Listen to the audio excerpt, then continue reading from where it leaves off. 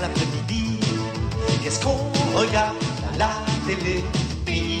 Et ça tourne pas rond. Oh, j'ai peur. Je suis une gentille et je suis poursuivie par un méchant. Je suis le méchant et je veux tuer la gentille. Bienvenue dans ce nouvel épisode de Ça tourne pas rond. Je suis force jaune devant, marron derrière. Cheese time pour assister celui que certains appellent le fucking Blue Boy, le Dr Goot. Je suis force bleue.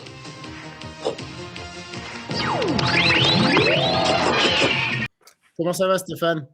Ça va très bien, ça va très bien. Heureux de refaire une émission et d'avoir un nouvel invité ô combien prestigieux parmi notre communauté. Tu as passé de bonnes vacances? Très bonnes vacances. J'ai un petit halo bronzé pour ceux qui ne me voient pas, mais très agréable. Voilà, la plage, les cocktails et la bonne nourriture, donc tout va bien. Excellent. Donc, tu es là en pleine forme. Ça fait plaisir que tu sois revenu, contrairement à certains. On salue Antoine. J'espère que tu vas nous revenir bientôt. Hein. Le Dr Goot, il est là, mais tu fais toujours partie de l'équipe, mon pote. Hein. Donc, si tu nous entends, on t'attend. Ah bah oui, on attend le trio, quoi. Comme ça, on pourrait essayer à 3, ça va être sympa. J'ai l'impression que le type là-bas, il me propose une partouze. Alors, on y va. Qui allons-nous ausculter aujourd'hui, docteur? Bah aujourd'hui, on va recevoir un ami de longue date sur Sleeper, sur les fantaisies, sur Discord. Quelqu'un avec beaucoup d'anecdotes et une belle histoire autour du ballon ovale. Donc, on a le plaisir d'accueillir le G, alias Texas France, donc Bertrand de son prénom. Voilà, donc est-ce que tu peux te présenter un peu rapidement, nous dire qui tu es, d'où tu viens, tes mensurations, ton code de carte bleue, tout ce que tu veux, et puis après, t'inquiète pas, tu vas passer auprès, on va bien te cuisiner, hein, et tu vas voir, on va tout ressortir de tes petits secrets que tu as. Eh bien, bonjour à tous, et puis voilà, Bertrand, donc... Je suis force rouge.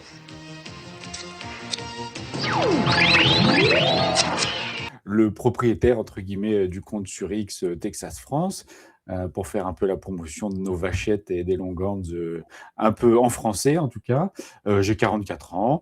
Les mensurations, je fais 1m85 pour 80 kg, peut-être un peu plus, parce que là, j'ai bien mangé hier. On a fait une petite fête avec un ami, donc je pense un peu plus aujourd'hui.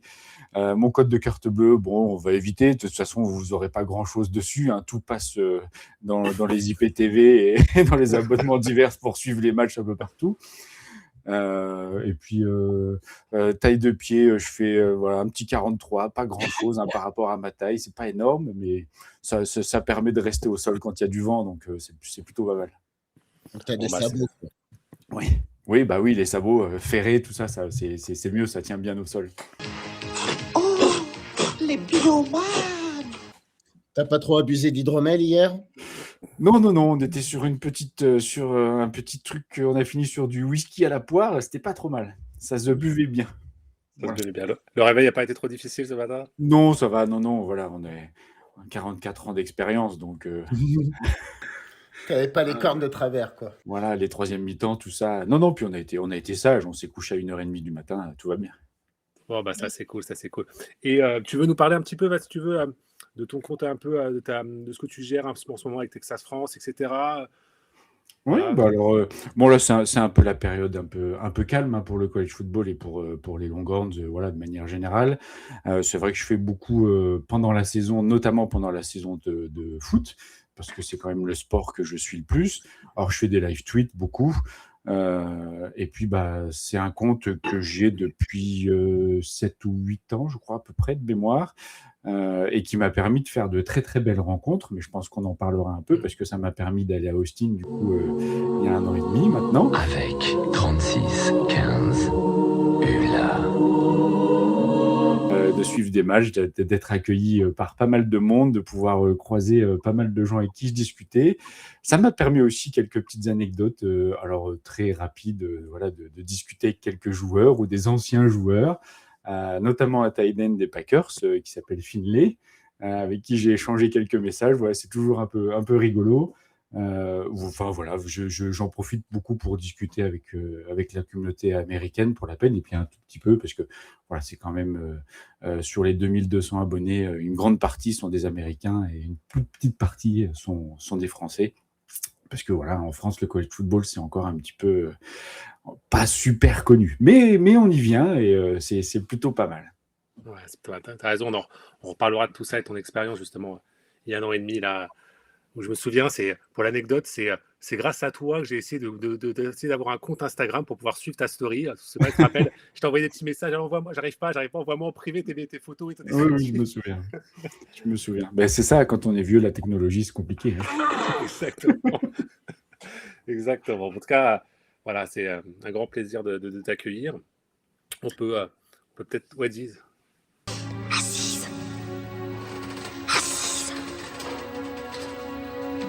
Aziz, lumière! Ah, beaucoup mieux. Merci, Aziz. Gaël. Ouais, c'est Cheese Time, c'est pas Aziz. Non. Dis-moi. Lumière. Ouais, ça peut être pas mal. Ça pourrait être pas mal. Non, mais ça me va aussi, Aziz, dis-moi. J'ai oublié ma question, super. Oh, mais que se passe-t-il? Que se passe-t-il? Oh, mais qu'est-ce qui se passe? Non, merde, c'était con. Bref, c'est pas grave. Qu'est-ce que tu disais? Non, ça te reviendra après, il n'y a pas de souci. Ok, bon. Ok, alors, dis-moi Bertrand, la NFL, quand et comment est-ce que tu y es arrivé? Alors, mon premier contact avec la NFL, j'avais 14-15 ans.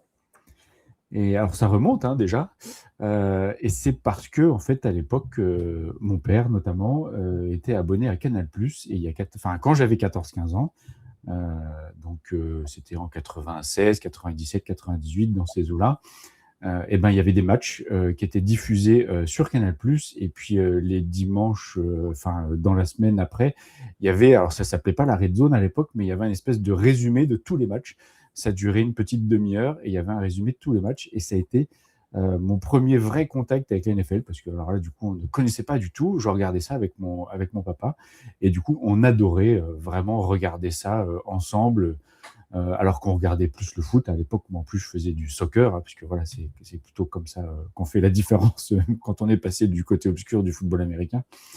Voilà, c'était le premier contact et on ratait jamais un match parce qu'il est rediffusé dans la semaine à des horaires plutôt corrects pour mon jeune âge. Et du coup, voilà, on regardait. Alors du coup, c'était toutes les équipes, hein, bien évidemment, parce que ils montraient les affiches.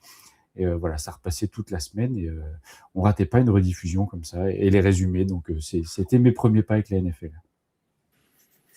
Ah, c'est top, ça. Tu étais un peu comme beaucoup, dont moi notamment, c'est-à-dire Génération Canal, quoi. La C'est ça. quarantaine aujourd'hui et Génération Canal pour découvrir le sport américain en général. Exactement.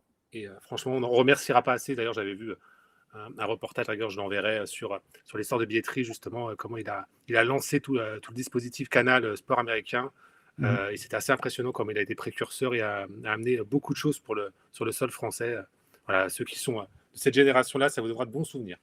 Prochain journal du Hard, samedi 5 avril. Bon film et bonne nuit.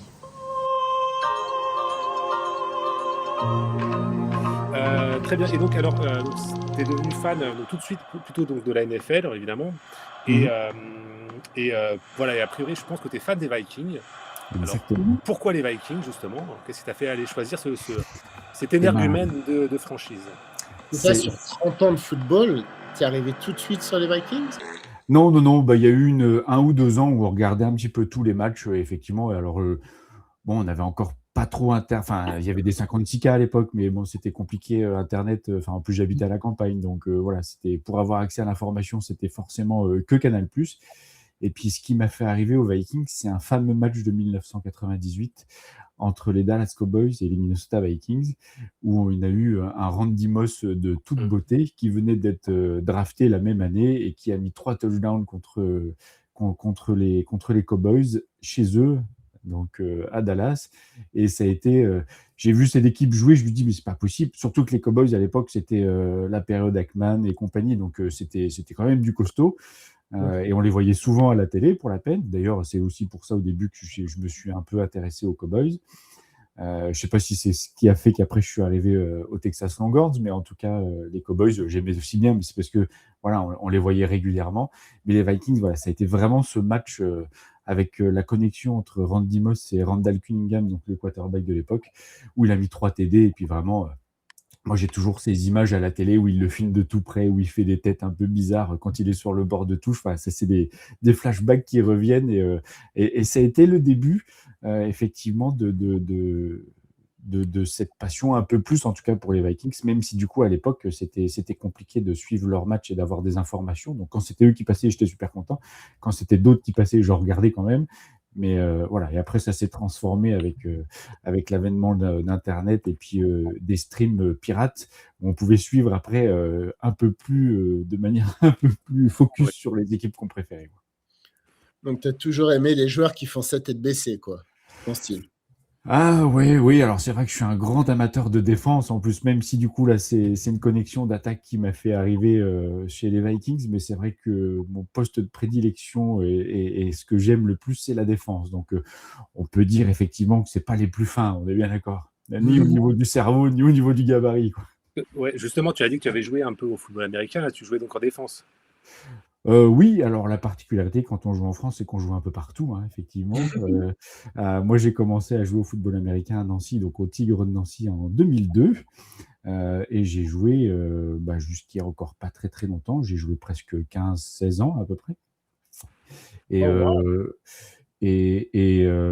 Bon, comme tout nouveau, comme tout rookie, on passe. Enfin, à l'époque, en plus, je faisais 65 kilos, donc voilà, c'était pas la défense tout de suite, hein. Mais on passe une année. Alors en plus à Nancy, à l'époque, il y avait des coachs américains qui étaient des bases militaires, qui étaient dans le coin, qui coachaient. Donc forcément, les rookies, déjà, on voyait pas le terrain en match la première saison, hein. Clairement, la première saison, j'ai fait une entrée en tant que receveur, et c'était une course du côté opposé. Autant vous dire que j'ai pas vu grand-chose. Voilà. Et puis la saison d'après, voilà, je m'étais accroché malgré le peu de temps de jeu. Et puis en fait, ils m'ont testé defensive end, et c'est quelque chose qui m'a plu tout de suite. Et puis voilà, sans avoir trop d'a priori, même si je me suis fait démonter la gueule parce que je faisais 75 kilos après.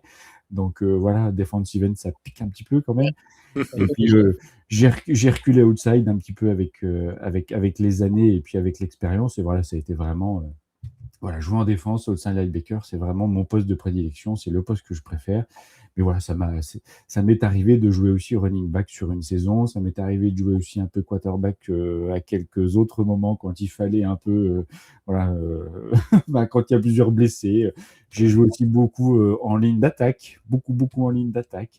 Voilà, ça m'est arrivé de jouer safety, j'ai même fait un match en centre. Voilà, on m'appelait un peu le couteau suisse, hein, pendant quelques années. Pardonnez-moi, parce que tu étais polyvalent ou parce qu'il n'y avait pas assez de joueurs? Eh ben, un peu des deux, parce que en fait, moi, je m'intéressais un peu à tous les postes, et moi, j'avais juste envie d'être sur le terrain et de jouer. Donc après, bon, il y a clairement, hein, j'étais, je pense, beaucoup plus efficace et beaucoup plus passionné par le poste d'outside linebacker que quand on me faisait jouer garde-fort, par exemple, parce que ça m'est arrivé de perdre de matchs. Mais du coup, voilà, il fallait pallier. Et puis j'avais, je crois, en tout cas, cette vision de jeu et cette envie de jouer tout le temps, peu importe le secteur de jeu, peu importe, voilà, je Tu m'intéressais voulais du vraiment à temps de jeu. tout. Oui, c'est ça, je voulais du temps de jeu. Ça m'est arrivé de faire plusieurs matchs. Enfin, à l'époque, on jouait en D2 et puis après, on est descendu en D3, de pas sortir du terrain sauf à la mi-temps, quoi. Voilà. Hein, pour aller se reposer. Vraiment, c'est attaque, défense, équipe spéciale, enfin, on faisait tout, quoi. Mais Et c'est tu aussi tenais le parce coup? que. Pardon? Physiquement, tu tenais le coup? Pas eu de blessure parce que tu jouais trop? Ah, si, je me suis beaucoup blessé pendant ma carrière, ça c'est sûr. Alors est-ce que c'est parce que je jouais trop ou est parce que je ne savais pas m'économiser et que je donnais régulièrement mon corps à la science? J'ai une liste de blessures assez longue quand même. Ouais, ouais.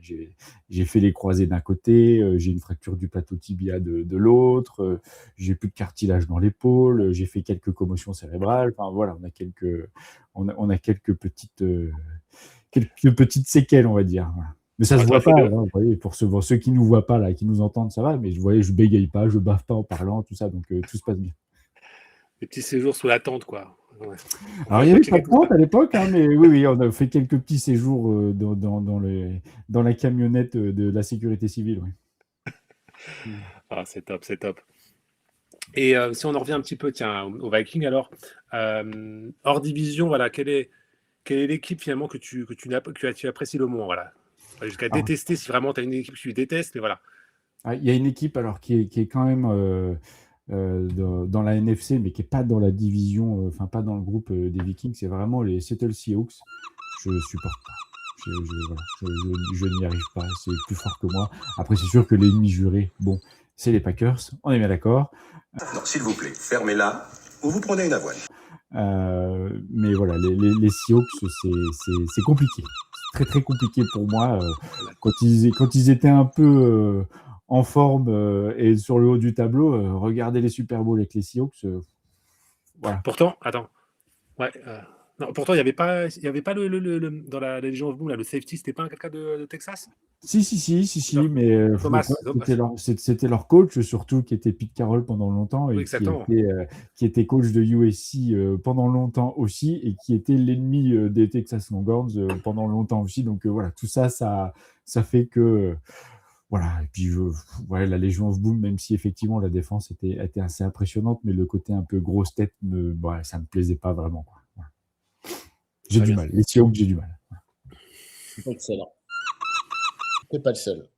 Et puis pour les joggers, pourquoi pas joindre l'utile à l'agréable avec les petits cendriers qu'il est accroché, le verre fluo pour pas que les voitures les écrasent, et surtout très centré en bas pour faire les petits mouvements de jogger. Alors, J'imagine. le dimanche 19h, les corners affrontent une équipe hors division. Tu préfères suivre ton match ou le red zone? Ah, je suis toujours mon match.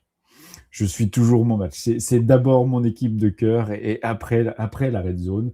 Ou alors, quand c'est possible, parce que c'est vrai que maintenant avec la fibre, on arrive à faire un peu les deux, j'ai sur le grand écran le match des Vikings et puis sur un écran un côté un peu plus petit avec la red zone pour suivre les résultats ou les bonnes actions. Mais voilà, c'est vraiment toujours quand les Vikings jouent, c'est d'abord les Vikings. D'accord. Et tu as un petit rituel d'avant-match? Est-ce que tu te fais une petite préparation? Tu dis à ta belle famille, allez hop, tout le monde va se coucher, vous me laissez tranquille. Et puis voilà, par l'occasion, tu peux nous parler un petit peu aussi, voilà, de ta salle de vidéo, là, comme ça. Alors à 19h, c'est difficile de mettre les enfants à l'école, enfin de mettre les enfants au lit, hein, parce que je pense qu'ils vont. Autant ma femme, je pense qu'elle aimerait bien parce qu'elle se couche tôt et c'est pas trop un problème. Les enfants à 19h, c'est compliqué. Enfin, le rituel depuis que je suis dans cette maison et que j'ai une salle de cinéma privée, c'est de descendre une petite dizaine de minutes avant. Souvent, je fais à manger ou je prends mon repas et puis je descends. Je descends. Après, ceux qui m'aiment me suivent, ceux qui ont envie de regarder le match me suivent. Alors les enfants suivent de temps en temps, ma femme jamais. Par contre, ça n'intéresse pas plus que ça. Donc du coup, on regarde un peu le match ensemble et puis après ils vont se coucher. Ça coïncide souvent un peu avec la mi-temps, le moment du coucher, donc je peux aller les coucher. Et puis après, je redescends tranquillement. Et puis, c'est souvent en deuxième mi-temps que je m'ouvre une petite bière sympathique le dimanche soir. Comme ça fait passer le blues du dimanche soir avant de reprendre le travail le lundi matin. Ah, c'est le travail qui te dérange, c'est pas le match des Vikings? Force est de constater que régulièrement, quand même, c'est souvent le match des Vikings qui peut avoir une tendance à me faire passer du côté de l'alcoolisme. On est d'accord. Depuis de nombreuses années, on est d'accord. Et tes kids qui s'intéressent un petit peu, excuse-moi Stéphane, tes kids, ils ont quel âge? Alors, ma plus grande fille a 13 ans et mon plus jeune garçon, du coup, a 9 ans. T'as une fille et un garçon? Ouais, un de chaque, ouais. Alors, fille, elle a connu encore quand je jouais encore un petit peu quand elle était petite, mais elle s'en souvient pas, du coup, pour la peine. Lui n'a pas connu du tout quand moi je jouais. Mais par contre, voilà, les deux le lendemain matin, souvent au premier réveil, c'est après le bonjour, c'est est-ce qu'ils ont gagné. Et pareil pour les Longhorns, parce que là, les Longhorns, la passion est encore même un peu plus forte que pour les Vikings. Donc tous les dimanches matins, surtout quand ça joue la nuit, ils se réveillent. Ils attendent que je me réveille parce que souvent les matchs sont quand même à 2-3 heures du matin. Donc le temps que je me réveille à 9-10 heures quand même, parce que quand on se couche à 5-6 heures du matin, il faut un peu récupérer quand même. On n'a plus 20 ans, hein, clairement pas. Ouais. Donc souvent il me demande, voilà, il me demande le résultat du match. Et de toute façon, il le voit souvent à ma tête au réveil, hein, quand ça va et que je suis un peu livré. C'est que ça s'est bien passé. Et quand je fais un peu la tronche, donc souvent la tronche le lundi matin et puis le dimanche matin, je suis souvent de meilleure humeur, hein, ces dernières années. Non, mais j'avais exactement la même question par rapport à des enfants, parce que moi, c'est un petit peu mon objectif, c'est d'essayer de faire en sorte que mes enfants adhèrent un petit peu à ma passion, ce qui est un peu compliqué.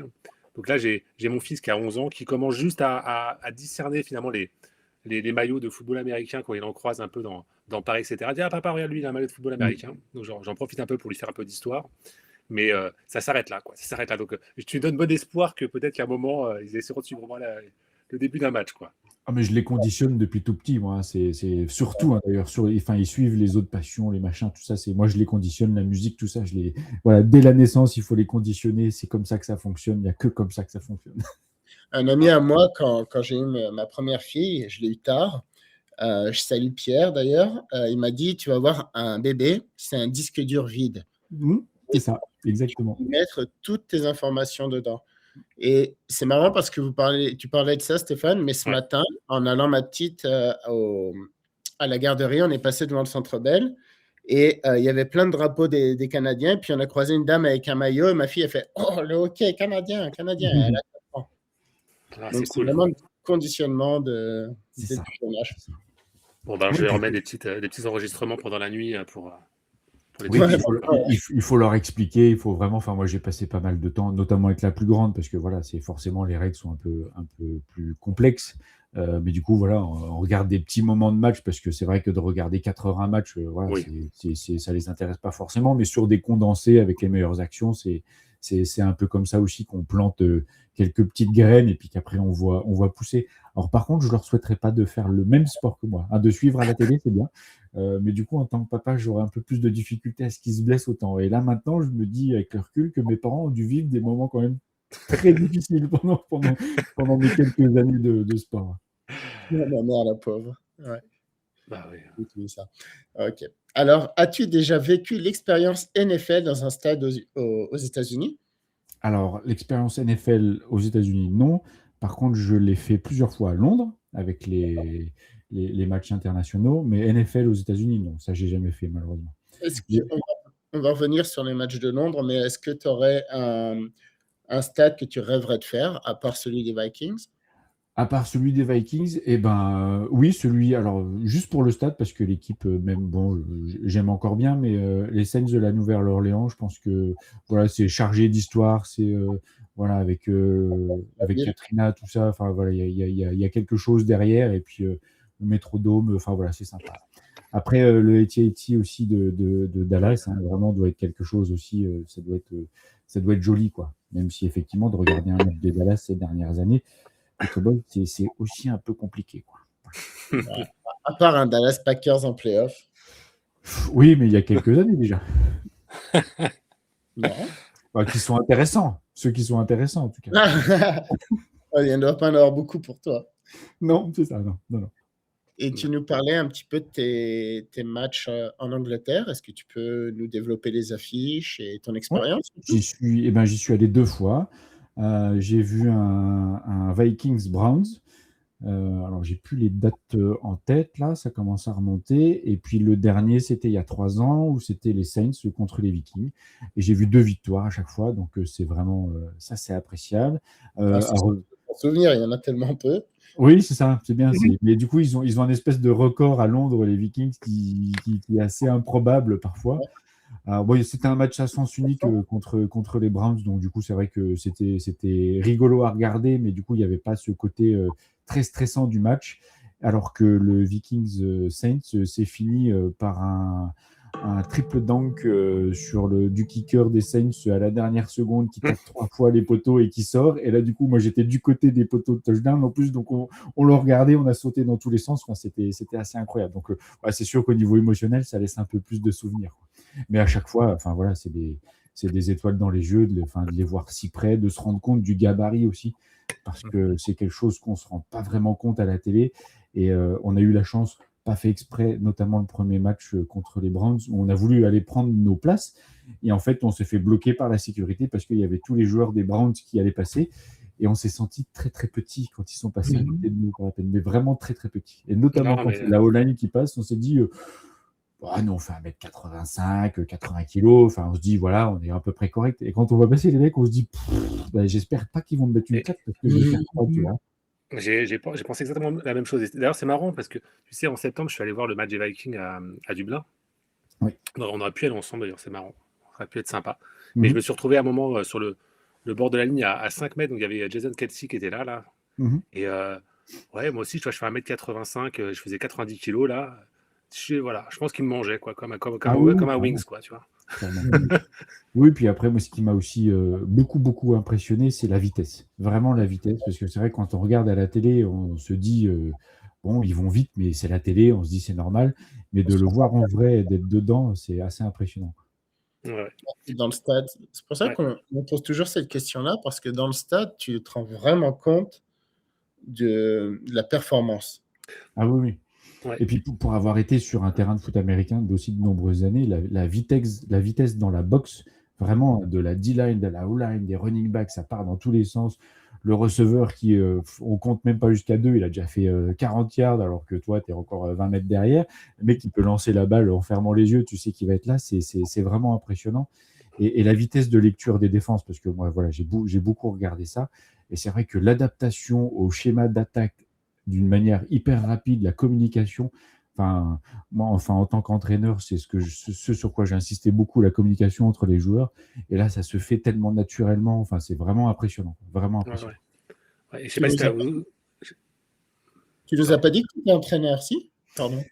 Pas encore, non, mais effectivement, mais j'étais très investi dans mon club à Nancy, donc j'ai fait partie du bureau, j'étais trésorier, j'étais arbitre, j'étais aussi entraîneur des plus jeunes, et puis aussi des seniors, donc voilà, c'est une vraie passion, le football américain. Alors, on en profite pour saluer les Tigres de Nice. Est-ce que votre uniforme est comme les Bengals? Non, mais alors on voit un peu, j'ai un casque derrière pour ceux qui auront, donc on était... Attendez, je pousse.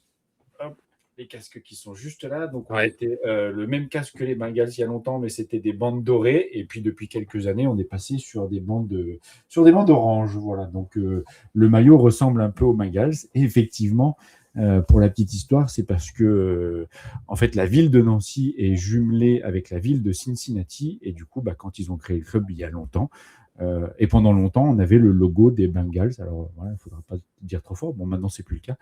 Mais ils avaient le vrai. Enfin, moi, j'ai du merchandising, entre guillemets, des Tigres de Nancy avec les logos des Bengals qui est dessus, quoi. Juste, c'est écrit Nancy en dessous. Je suis là. Pourvu que les gentils gagnent. Très bien. Et si tu avais, alors, une petite question, si tu avais la possibilité de te retrouver en tête-à-tête avec un personnage de la NFL, là, actuel, avec qui tu passerais finalement ce bon moment, ce barbecue, ou ce bon verre de bière? Un voyage en dracar. Un voyage en dracar. C'est ça. Alors bizarrement, je ne vais pas prendre quelqu'un des Vikings parce qu'en fait... Je m'appelle Nathalie, je suis une gentille et je suis poursuivie par un méchant. Un méchant? Où est-il?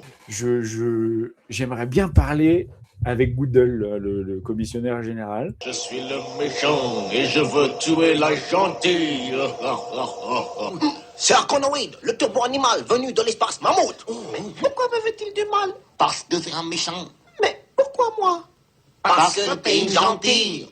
Vraiment pour discuter un petit peu de stratégie à l'international, voir comment ils voient les choses, pour parler de l'arbitrage aussi, parce que ça fait longtemps. Et bon, après, voilà, c'est aussi un homme puissant, hein, parce que d'être le commis de la NFL, ça laisse quand même un peu de pouvoir dans les mains. Donc, je pense que ça serait hyper intéressant. Alors, voilà, je ne sais pas si ça serait un bon moment, parce que j'aurais peut-être envie un peu de lui rentrer dedans sur certains sujets. Je pense qu'il aimerait ça. Ouais, peut-être qu'il aimerait bien, effectivement. En tout bien de tonnerre, bien évidemment.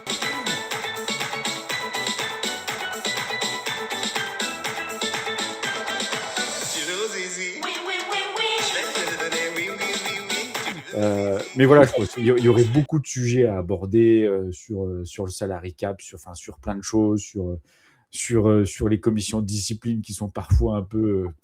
on se demande un petit peu comment ils prennent les décisions parfois, hein, parce que quand on voit les suspensions pour les paris sportifs qui prennent des mois et des mois, et puis l'autre qui tape sa femme et ses enfants qui prennent 3 matchs, il y a des questions à se poser. Donc j'aurais vraiment beaucoup de questions à lui poser, je crois. Je vais vous transformer en bouillie radioactive, tellement liquide qu'on pourra même plus vous manger avec des baguettes. Ouais, ça, je suis d'accord avec toi. Je partage exactement ce point de vue, qu'on a l'impression que c'est la roulette russe, tu sais.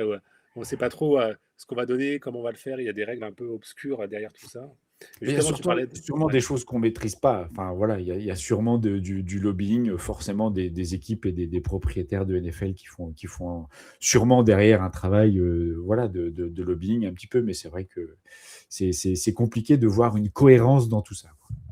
J'en profite pour saluer Albiniesta. Pourvu que les méchants perdent. Et je lui parlais justement, et on va y venir, avec en transition, des règles.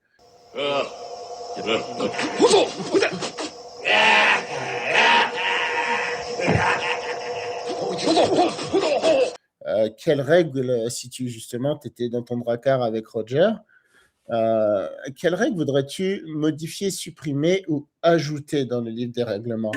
Et je parlais de ce sujet-là justement avec Albi, et je lui demandais pourquoi la NFL vous jouez si peu de matchs sur une si courte période, et il me parlait justement de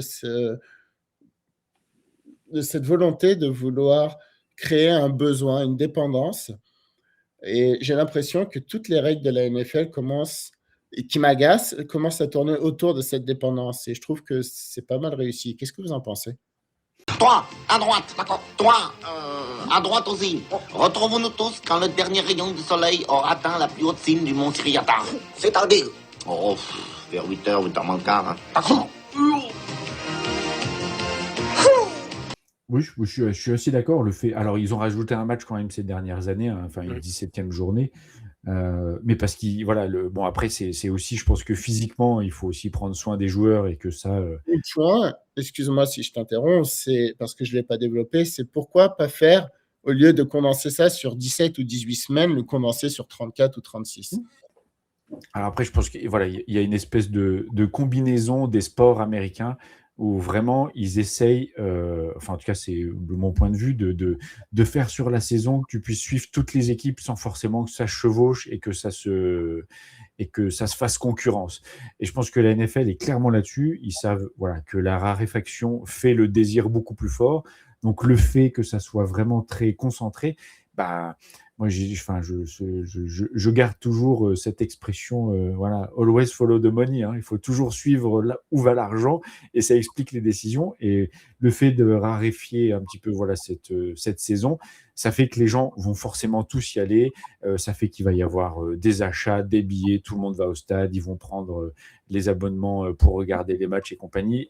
Alors que si c'était trop long sur la saison, je pense que ça perdrait en intensité, en tout cas pour le public, parce que ça reste du spectacle, hein. Enfin, la NFL, au niveau professionnel, ils le vivent vraiment, le sport, comme un spectacle. Et si c'est un spectacle qui dure trop long, je pense qu'il y a un moment, les gens se lassent et finissent par passer à autre chose, quoi. Ouais, Donc, je pense que je suis entièrement d'accord avec toi, et je pense qu'il y a ce côté aussi ils ont un calendrier marketing de promotion justement qui est optimisé. C'est-à-dire qu'en fait, après le Super Bowl, on a 2-3 semaines, on a un peu de off, mais tout de suite, on attaque le scout, on attaque la draft derrière. La draft a autant de succès, autant de demandes, parce que on en manque de football américain. Donc derrière, on est à fond dedans, on suit la draft à fond, et puis après, on va aller vers les matchs de pré-saison. Donc en fait, je pense qu'ils ont trouvé un système où ils optimisent tout ce qu'ils peuvent nous vendre, finalement, tout ce qu'ils peuvent nous mettre en place pour nous vendre, et ça tourne bien, quoi. Donc pourquoi en faire plus, quoi. Alors après, c'est vrai qu'on souvent, quand on parle qu'on lit des articles justement plutôt d'entraîneurs, etc., ils disent beaucoup, c'est pour permettre les phases d'entraînement plus longues, pour les tactiques, pour préparer le physique, etc. Mais c'est vrai qu'on pourrait dire, comme tu l'as proposé, Gaël, c'est-à-dire avoir les 16 matchs, mais sur 8 mois, quoi. C'est-à-dire qu'on va faire un match tous les 3 semaines, tu vois. C'est-à-dire que je pense que c'est vraiment l'argent, l'optimisation, tout est bien calibré, etc. Et pourquoi changer quand on apporte autant d'argent, quoi? Et d'accord, ils font de l'argent, il n'y a rien à redire sur ça. Mais par contre, une question, et c'est pour ça que je ne suis pas d'accord avec vous. Moi, personnellement, je suis un dingue de NHL. Vu que les gentils gagnent. Est-ce que vous suivez la NBA, par exemple? Est-ce que vous suivez la MLB? Un tout petit peu, moi, la MLB, mais vraiment pas grand-chose, mais parce que justement, il y a beaucoup trop de matchs, et du coup, en plus, c'est à des heures inaccessibles en pleine semaine, et du coup, avec le boulot en France, c'est à mon sens trop compliqué, ou alors il faut un taf de nuit ou pas de travail. Donc, votre personnel, mais mettez-vous à la place d'un Américain à ce moment-là. Alors. Tiens, prends ça dans ta gueule.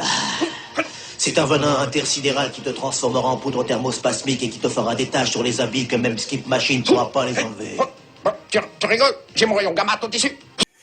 Ben, le basket, quand même, je pense qu'il pourrait faire plus d'audience. Et c'est d'ailleurs, alors je suis pas trop, mais de loin, j'ai lu quelques articles qui disaient que justement, il y avait trop de matchs et que du coup, les gens avaient du mal à être tout le temps présents, tout le temps, parce que c'est trop souvent. La MLB, ils le vivent, à mon sens, un peu différemment, c'est-à-dire qu'ils le mettent en fond. Et puis, un peu comme ils sont dans le stade, quand ils sont dans les stades en MLB, c'est vraiment, ils y vont passer un long moment. On est moins dans l'intensité. Et ils sont moins attentifs, c'est-à-dire qu'ils le vivent. Il y a plein de trucs dans les, pas dans les vestiaires, mais sous les tribunes. Ils y vont vraiment un peu comme nous, on irait faire un pique-nique en famille. Eux, c'est un pique-nique, mais au stade de baseball, quoi. Et puis après, après le baseball, c'est aussi culturellement, on est dans la quintessence de la culture américaine. Voilà, il y a quelque chose qui est très prégnant, je trouve, avec le baseball, que nous, on a du mal à s'approprier en Europe, pour la peine, parce que c'est vrai que moi, regarder des matchs de baseball, c'est long. Et le baseball, je pense que c'est le sport professionnel qui a le plus de fans dans le monde, si on compte avec l'Asie, l'Europe. Ah oui, c'est possible, oui. Ah oui, parce que tout ce qui est Asie, le baseball, ils en sont fous. Donc, pour la peine, je n'encourage pas la majorité des gens, vous comprenez mon point. Donc, c'est pas ça. Ce que je veux savoir, Stéphane, je ne sais pas si tu as l'info, mais est-ce que la NBA fait plus ou moins d'argent que la NFL? Je pense qu'elle en fait moins. Oui, Après, moi, on pourrait confirmer, mais je pense qu'elle en fait beaucoup, beaucoup moins. Et même en termes de tout remplissage, par exemple, de stades, d'événements, etc., en NBA, on est vraiment très faible. On est dans le 3, c'est-à-dire qu'il y a un top 3 entre le football américain, le hockey, et après, il y a le basket. Quoi. Non, le hockey, c'est très, très loin. Oui, c'est plus bas, oui. Non. Oui, c'est plus bas. Je suis pas certain. Okay. Moi, je te dis mon classement, ça serait NFL, MLB, NBA, peut-être NHL. Oui. Okay. Mais je pense que, en termes de retransmission télé, ils ont beaucoup moins de spectateurs, typiquement le basket, que la NFL, par exemple. Et je pense qu'il y a ce côté, justement, intensité très court qui fait que tout le monde va regarder le match. Alors que le basket, tu peux rater un match, c'est pas grave, tu regarderas celui qui est 2 jours après, quoi. Alors qu'en NFL, il n'y a pas ce côté-là, quoi. Après, Gaël, pour répondre à ta question, tu vois, moi, par exemple, la NHL, je suis un petit peu les résultats comme ça, mais je vais regarder des matchs de la Coupe Stanley, tu vas dire les matchs des éliminatoires, parce qu'il n'y a plus de football américain. Donc, tu vois, ce petit décalage de calendrier me permet de pouvoir suivre des matchs de hockey, justement dans les playoffs, etc., parce que c'est possible. Donc, tu vois, ça attire aussi des téléspectateurs parce que c'est décalé. Ouais, et puis vous avez ces petits moments de latence, puis c'est après les drafts NFL, donc vous êtes un peu excité, il manque encore un peu de sport, donc là vous allez tout de suite sur les playoffs. En plus, c'est vraiment le fun, peu importe que ce soit du hockey ou du hockey. Ouais. Mais tu vois, tu as raison. Non, alors, on enchaîne. Pardon, non, j'ai posé la question, mais on n'a pas répondu. Du coup, quelle règle, si tu es en contrat avec Roger, tu voudrais modifier, supprimer ou ajouter dans le livre des règles? Alors, c'est pas forcément une règle en particulier, mais j'aurais une grosse discussion sur la professionnalisation des arbitres, qui selon moi, est pas bonne. En plus, on en parle de toutes ces dernières années. Il y a de plus en plus de décisions arbitrales qui sont hyper contestées, malgré l'arbitrage vidéo, malgré tout ça. Je pense qu'il y a une professionnalisation des arbitres au niveau NFL, mais au niveau college football, c'est un peu la même chose. On a un peu les mêmes problématiques en fonction des divisions, des conférences. On sait très bien qu'on va être arbitré de manière plus ou moins différente en fonction de l'équipe qui est à domicile. Et je crois qu'il y a quelque chose à travailler là-dessus pour justement éviter ces polémiques qui reviennent un petit peu régulièrement.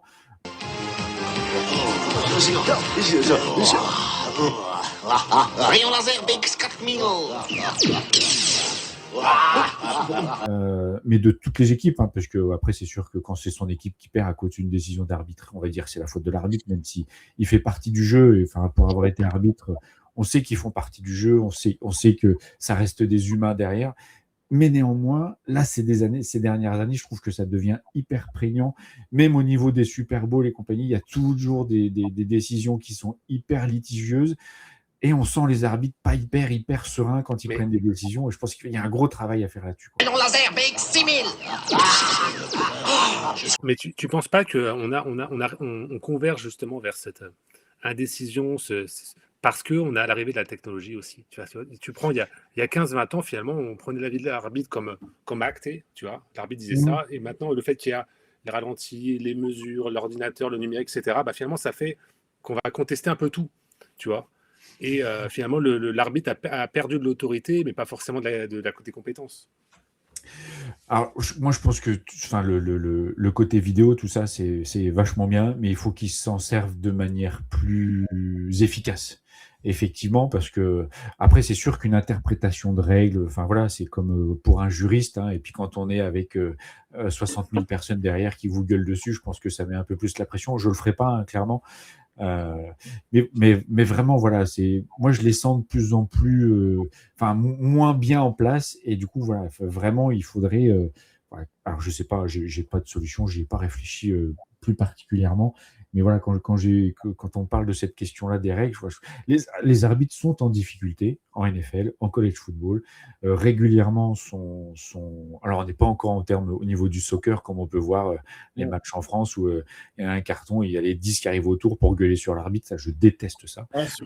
Encore heureux qu'en NFL, on a encore ce respect de l'arbitre-là, même si parfois il y a quelques débordements, mais c'est quand même extrêmement rare, heureusement. Mais voilà, je trouve qu'il y a un côté professionnel plus important qui doit arriver, je pense qu'il doit arriver pour justement éviter toutes ces polémiques-là et qu'on reste concentré sur le jeu, quoi.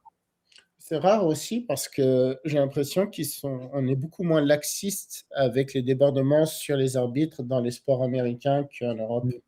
Mais même en France, hein, pour avoir été arbitre en France, pour la peine, les consignes qu'on avait et de la fédération et souvent des arbitres chefs qui étaient envoyés sur les matchs, c'était attention, hein, le premier qui a un mot envers l'arbitre. Jusque laser de Dorothée. Pitié.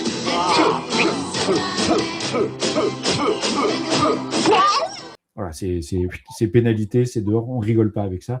Justement, alors en Europe, je pense encore plus, pour pas avoir cette image du soccer, justement, où l'arbitre se fait insulter de tous les noms. Enfin, voilà, ça n'empêche pas que ça arrive, hein, c'est pas la question. Mais voilà, vraiment, il y a vraiment ce culte du respect de l'arbitre, de celui qui prend les décisions, de qui arbitre, qui est là pour faire jouer. Et moi, en étant arbitre, hein, j'ai jamais eu... et pourtant... on a été dans des endroits en région parisienne parfois un peu chauds et ça s'est toujours extrêmement bien passé. Donc, tu as été joueur, entraîneur et arbitre. Ouais. Et secrétaire et trésorier. Trésorier, pas secrétaire, juste trésorier. Que les forces soient avec toi. 36-15, Bioman. Tu voudrais que Rogers Goodell, il change son script? Oui, ou en tout cas qui permettent aux arbitres d'être un côté, voilà, plus s'asseoir. Je suis pas sûr. Alors je suis peut-être un petit peu dans l'expectative, mais je suis pas sûr que les arbitres NFL soient vraiment très très écoutés par la NFL directement. Je pense qu'ils auraient plein de choses à dire sur les règles, sur les interprétations, sur comment utiliser l'arbitrage vidéo, l'informatique et compagnie. Et je ne suis pas sûr que pour le moment, Goodell il ait une oreille très très attentive au corps arbitral. Alors qu'ils sont indispensables, parce que sans arbitre, il n'y a pas de match, hein, je le rappelle. Si on fait confiance aux joueurs qui, la plupart, ne connaissent pas toutes les règles, on le voit régulièrement parce qu'ils font quand même des conneries assez rocambolesques, alors que ça fait 15-20 ans qu'ils jouent au football américain. Ça reste les garants du jeu. Sans arbitre, il n'y a pas de match. Voilà. Dans n'importe quel sport, d'ailleurs, sans arbitre, il n'y a pas de match. Donc, il faudrait éviter ces polémiques-là, voilà, les renforcer un petit peu, les rassurer aussi. Merci, vous m'avez sauvé la vie. De rien. Nous aussi, on est des gentils et on n'aime pas les méchants. alors je sais pas s'ils sont bien payés ou pas, j'espère que oui, mais peut-être professionnaliser encore plus pour que ça soit que leur métier, qu'ils fassent que ça, qu'ils aillent faire des trucs, voilà, qui s'emparent vraiment du truc. Voilà, c'est pour éviter les polémiques, mais après sur les règles en direct, c'est vrai que bon, chaque fois quand c'est une règle qui va contre les Vikings, il faudrait la changer tout simplement. Voilà. Si on peut éviter les field goals pour les Vikings depuis une quinzaine d'années, ça m'arrangerait. Je ne veux pas dire une bêtise, je ne sais pas si vous avez l'info, mais il me semble qu'un arbitre en NFL, c'est 100 cas à peu près par an. 3000 par an. Ouais, ce qui est dans une ligue professionnelle, si c'est son seul métier, c'est avec. Travail à côté, je m'étais. Oui, c'est ça, oui. Il bosse à côté, donc c'est pour ça que je dis la professionnalisation, il faudrait que ce soit des mecs qui ne fassent que ça, qui soient assez payés pour ne faire que ça. Parce que là, on a l'impression que c'est un peu. Enfin, c'est pas un hobby, parce que voilà. Ah non, j'ai pas de chien. Voilà, payer 100 cas par an, c'est quand même. Quoique le niveau de vie aux États-Unis, il est un peu différent, donc forcément, c'est important. Mais n'empêche que s'il faisait que ça, il pourrait peut-être plus s'emparer des règles, mieux les connaître, mieux les appliquer, et que ça évite ces polémiques-là derrière. Lui qui n'a pas d'argent, qu'il gagne à peine, je ne sais pas, 60 000 francs par mois, qu'il puisse acheter une tenue pour aller travailler avec la dignité de l'ouvrier. Très digne. J'ai voulu ça, quoi. 100 cas par an, 100 cas sur 4 mois, les gars. Hein. Après, le reste du temps... Oui, c'est vrai. Mais bon, quand on voit ce que touchent certains joueurs, c'est pas des masses pour la peine. Non. Et pour des joueurs qui sont moins sur le terrain et qui parfois courent beaucoup moins que les arbitres. Ouais, mais est-ce que l'arbitre fait vendre des chandails? C'est toujours le serpent qui se mord la queue. Mais, pour les Patriots et les Chiefs, ils ont tous un maillot d'arbitre dans le placard. Hein. C'est vrai. Bon, voilà, c'est cadeau pour nos amis qui aiment les Patriots et les Chiefs. Alors, ils commencent à être habitués, c'est la 9e émission. Maintenant, on ne se gêne pas pour les tacler. Oui, c'est ça. Un bisou à Jadactou et à tout ça. Exactement. Niveau polémique des refs, est-ce que vous ne pensez pas que c'est pour faire parler justement, pour qu'on parle de la NFL, pour qu'on parle de ça? Toujours business? C'est sûr que ça fait parler du match, ça fait parler de l'erreur, ça fait parler. Je pense que les refs, eux, s'en passeraient bien de ces polémiques-là, parce que j'ai pas l'impression qu'ils aient très envie d'être sous le feu des projecteurs. Mais effectivement, ça fait parler de la NFL encore plus. Mais après, je ne sais pas si, comme c'est quand même souvent des polémiques qui sont quand même assez négatives, si ça joue, d'en jouer, si ça n'aurait pas un effet négatif après sur la ligue quand même. Et si c'est une stratégie, il faudra m'expliquer, parce que là, je ne comprends pas très bien l'intérêt de mettre au pilori des arbitres juste pour vendre plus de maillots d'une équipe. Ah c'est simple, hein. C'est le gars facile à balancer sous le bus. Ah oui, c'est sûr que c'est le premier fusible qui saute, hein, l'arbitre. C'est toujours plus facile de blâmer l'arbitre que ton joueur ou que le joueur lui-même qui a fait une connerie. Voilà, c'est toujours plus simple. Après, l'arbitre, c'est l'entraîneur et en dernier, les joueurs, quoi, comme toujours. Oui, alors ça, on pourra en parler aussi des heures. Moi, j'ai mon point de vue là-dessus. Hein. Moi, toujours, mes joueurs, je leur dis toujours. Hein. Tu as besoin de ton bio-PQ. Tiens, le voilà. Merci. Attends 2 secondes, hein. Il a mangé du mauvais riz cantonné. Ça va mieux? Oui, c'est bon. Et si tu commences à gueuler sur l'arbitre, c'est que tu n'es pas très confiant et que si tu as besoin de l'arbitre pour gagner, c'est que tu n'as pas assez bossé à l'entraînement et que ton match, il n'est pas si propre que ça. Donc, regarde-toi dans un miroir d'abord et puis on reparlera de l'arbitrage après. Bon, un bon entraîneur, c'est bien. Pour avoir été des deux côtés, pour la peine, c'est vrai que c'est rapide de se dire sur une décision arbitrale, il fait basculer le match. Alors déjà, à notre niveau, clairement pas. Hein. Enfin, on va pas se mentir que quand tu prends 80-0 dans un match, c'est pas parce que l'arbitre à la dernière minute il siffle un touchdown un peu borderline que ça va te récupérer tes 80 pions que tu as pris dans la musette. En NFL, effectivement, ça joue un peu plus parce qu'on sait que ça joue sur les détails. Mais voilà, à nos niveaux en France, j'ai envie de dire calmons-nous et puis ne devenons pas comme le soccer qui du coup fait une image auprès de la jeunesse qui est quand même pas, à mon sens, qui est vraiment pas terrible. Et pour être encore régulièrement sur les bords de terrain les dimanches et les samedis. Et puis on voit quand même régulièrement des articles en France où les arbitres se font agresser régulièrement pour un carton jaune ou pour une faute sifflée. Enfin, les gars, vous jouez pas la Coupe du Monde, donc détendez-vous, quoi. Ah, mais non, mais c'est catastrophique, hein. Quand tu es sur un bord de terrain d'un match de départemental, régional, et tu vois, mais c'est des. L'arbitre, je sais même pas comment il peut encore vouloir être arbitre, en fait. Je Ah, mais comprends pas. moi, Je comprends pas, en fait. voilà. Je connais plus dans mon entourage des gens qui veulent faire arbitre encore au Non, mais soccer, hein, clairement pas. Parce que enfin, alors il y en a qui ont l'amour, la passion du jeu, tout ça, effectivement, et qui y vont, mais qui sont vite dégoûtés parce que. Mais après, c'est toujours pareil, hein, c'est les entraîneurs, c'est les éducateurs qui doivent montrer l'exemple. Quand tu as un entraîneur qui passe son temps à gueuler sur l'arbitre, forcément, les jeunes vont faire la même chose. Et puis quand on voit la télé, enfin pour regarder de temps en temps, de moins en moins, parce que ça m'intéresse de moins en moins, parce que justement, c'est une partie des choses qui m'énervent de regarder au soccer, c'est qu'il y a la moindre décision, moins de coups de sifflet, il y a 4-5 joueurs qui arrivent autour de l'arbitre pour gueuler. Il y a un moment, vous êtes des professionnels, montrez le bon exemple. Voilà, laissez votre entraîneur gérer la partie d'arbitre parce que c'est aussi son boulot, il est payé pour ça. Concentrez-vous sur votre jeu et puis laissez les arbitres tranquilles faire leur match aussi. Ce qui se passe un peu au rugby, hein. L'arbitre au rugby est très, voilà, c'est Il une espèce respecte, de, bien sûr. il y a un respect, voilà, c'est quelque chose. Bien sûr. Le premier qui parle à l'arbitre mal, c'est dehors. Et ça se voit chez les gamins très rapidement aussi. Il y a cette culture de respect de l'arbitre, même si on n'est pas toujours d'accord, même si effectivement l'arbitre aussi, comme n'importe quel joueur, comme n'importe quel entraîneur, fait des erreurs. Mais pour autant, si tu as besoin de l'arbitre pour gagner un match, c'est que tu n'es pas prêt. C'est pour ça que tantôt, je parlais de sévérité vis-à-vis des sports nord-américains, vis-à-vis des contestations sur les arbitres qu'on avait moins en Europe. Au rugby, il n'y a pas, mais dans d'autres sports, il y a. Et au Québec, vous savez, on a ce problème aussi avec les parents qui viennent emmerder les arbitres dans les ligues mineures, des enfants de 10-15 ans, quoi. Même pas, même plus jeunes. Ils ont l'impression que leur enfant, c'est Wayne Gretzky et que c'est à cause de l'arbitre que ça marche pas, quoi. Ouais. Ben, il y a Donc, eu un exemple il n'y a pas longtemps, là, en région parisienne, où ils ont fait un match de soccer chez. Alors, je ne sais plus exactement quelle catégorie, mais du coup, à l'entrée du stade, les parents étaient interdits de rentrer. Voilà. Et du coup, on voit les images où les gamins sont hyper joyeux, ça rigole, ça joue bien, ça joue presque plus libéré, plutôt qu'avec les papas et les mamans qui ont l'impression que leur gamin il joue sa vie sur un match. Ouais. Puis il y a un transfert beaucoup, là, il y a beaucoup d'études qui sont portées là-dessus, où il y a un transfert des parents et de l'échec finalement des parents sur leurs enfants pour qu'ils réussissent à tout prix.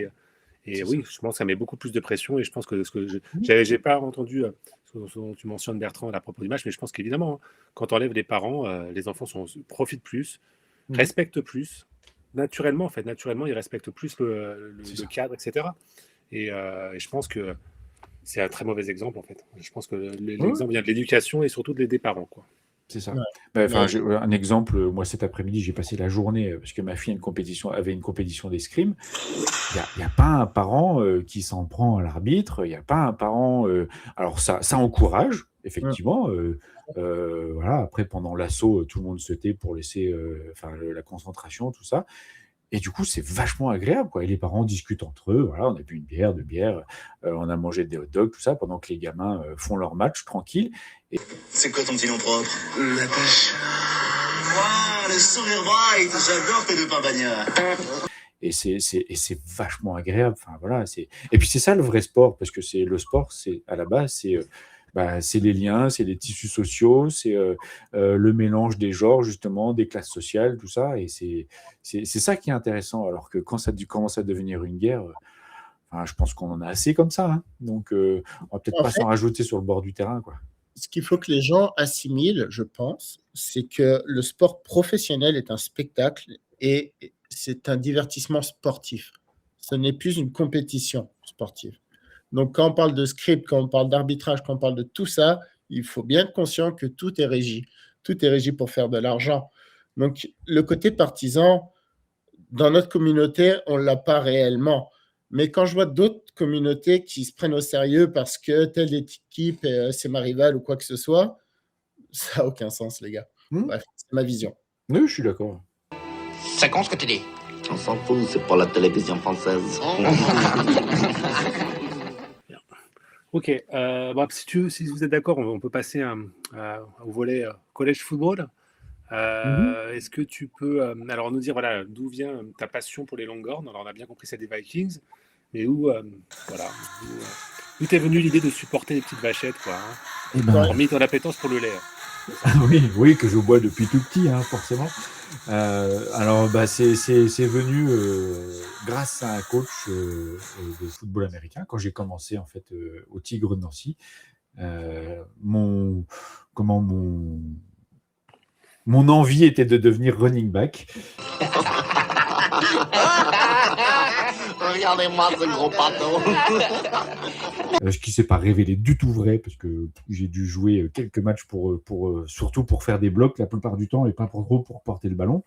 Et du coup, le coach de l'époque était un coach américain qui m'a dit Salut mes verts. Alors, toujours cocu. c'est lui déjà qui m'a parlé du college football parce que c'était quelque chose que je connaissais très peu et du coup que voilà, c'était un univers qui n'était pas arrivé en France du tout, en 2002, c'est pas du tout. Et du coup, il m'a dit tu veux devenir running back, et ben ok, je te file des cassettes et tu regardes ce running back là, c'est le running back, il faut être comme lui. Et c'était Ricky Williams, c'était des cassettes de Ricky Williams. C'est des cassettes VHS à l'époque, voilà, pour dire à quel point les plus jeunes d'entre nous qui nous écoutent, allez voir à quoi ça ressemble, parce qu'il y en a peut-être certains qui ne savent pas du tout ce que c'est. Et c'était voilà, des vidéos de Ricky Williams. Et là, j'ai vu ce joueur dans ce stade avec cette ambiance, cette couleur. Et puis, et là, je me suis dit, mais c'est encore plus fou, quoi.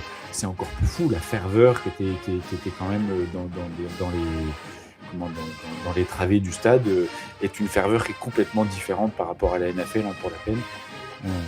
Et voilà, j'ai été subjugué par cette équipe et du coup, voilà, j'ai commencé à faire quelques recherches sur l'équipe. Je trouvais l'histoire hyper sympa. Et puis quelques années après, en plus, ils ont gagné le national, le titre national. Du coup, ça a encore, ça a fait que, en plus, c'est l'équipe vachement bien. Je vais les suivre. Et puis, depuis, ils n'ont plus rien gagné. Donc, voilà. Ça te changeait des Vikings quand même, c'est ça qui est bien. Ça me changeait des Vikings. Bon, après, les Vikings n'ont jamais rien gagné. Bon, des titres de conférence, mais le Super Bowl. Et puis, je crois que c'est pas 3 heures de du jour, de toute façon. Peut-être sur on parlera de la draft. Mais c'était quelle année, ça, Ricky Williams? Alors, il a joué de 95 à 98. Donc, moi, je ne l'ai pas vu jouer, clairement pas. Parce que à l'époque, on ne pouvait pas voir de matchs de toute façon, même en 2002, voir des matchs en direct à la télé, c'était hyper compliqué. Encore plus de college football, clairement. Donc c'était vraiment des cassettes de matchs enregistrés de l'époque, parce que lui il était fan de ce joueur-là. Alors il n'était pas fan du tout de l'université, pas du tout, mais il était fan de ce joueur-là. Et du coup, moi, j'ai vu ces vidéos et je me suis dit, mais le mec est dingue, en fait. Le mec est dingue. Alors après, j'ai appris qu'en NFL, ça avait été un peu plus compliqué, puisqu'il n'a pas fait une carrière très probante, pour la peine, par rapport à ce qu'il a fait en college football. Mais du coup, voilà, c'est ce qui m'a fait rentrer dans le college football et plus particulièrement au Texas Longhorns. Après, il a fallu plusieurs années vraiment pour que la passion s'installe parce que difficulté d'avoir des informations, clairement, et de voir des matchs, parce que clairement, impossible de voir des matchs, ou très peu. J'ai eu la chance de pouvoir voir la finale de 2005 en différé, en espèce de 200 pixels sur 200 pixels, un truc complètement dégueulasse. Voilà. Mais quand même, j'ai pu le voir. Alors, pas en direct, mais j'ai pu le voir quasiment le lendemain. Donc, j'étais comme un fou devant mon PC, devant mon écran.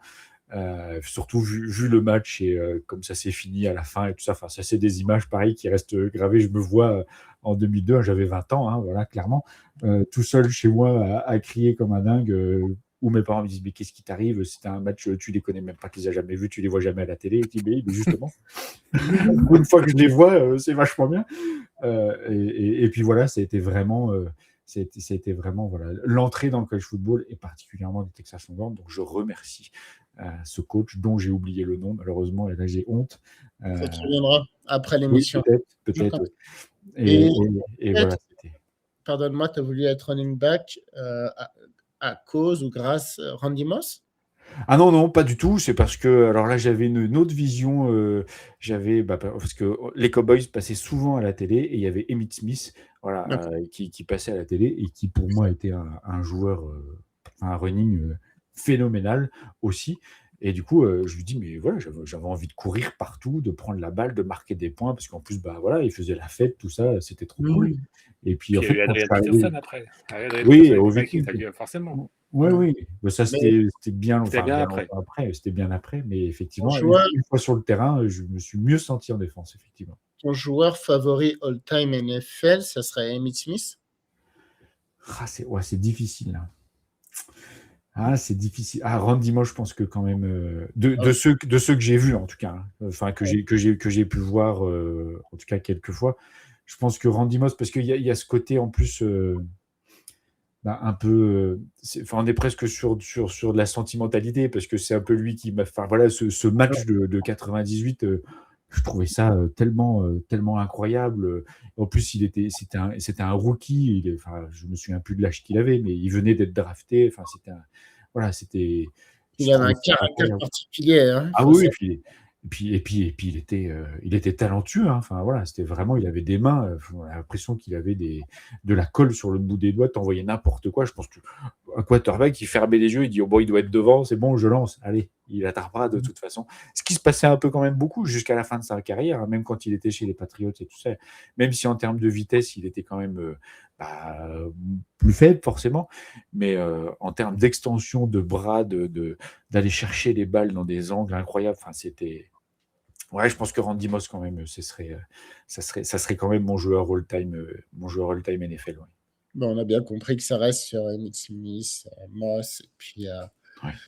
et je suis étonné que tu nous aies pas parlé de Bijan Robinson. Donc, Ah, en je NFL, pas encore, parce qu'il a des choses à prouver, même s'il commence à être très, très bon, hein, on est bien d'accord, hein. c'est pas ça. Mais Mais là, on est dans la section CFB, hein, donc on est vraiment ah bah, sur après, Ah, voilà, c'est et clairement, hein, c'est Bijan Robinson pour l'avoir vu, et puis avoir vu tous les matchs, ouais, c'est un extraterrestre, ouais.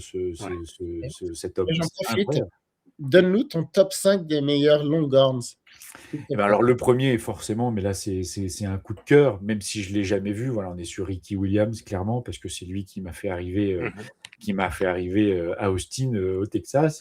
Le deuxième, forcément, parce que il a gagné le championnat national 2025, c'est Vince Young, voilà, qui a fait pour la fac, voilà, et puis il était inarrêtable, ce joueur, en college football. C'est d'ailleurs dommage qu'il n'a pas réussi à passer un petit peu l'échelon NFL un peu mieux, parce que clairement il y avait quelque chose. C'était aussi les premiers les premiers quarterbacks qui couraient aussi beaucoup avec la balle. Ça a commencé un peu cette période-là, et il en a fait partie.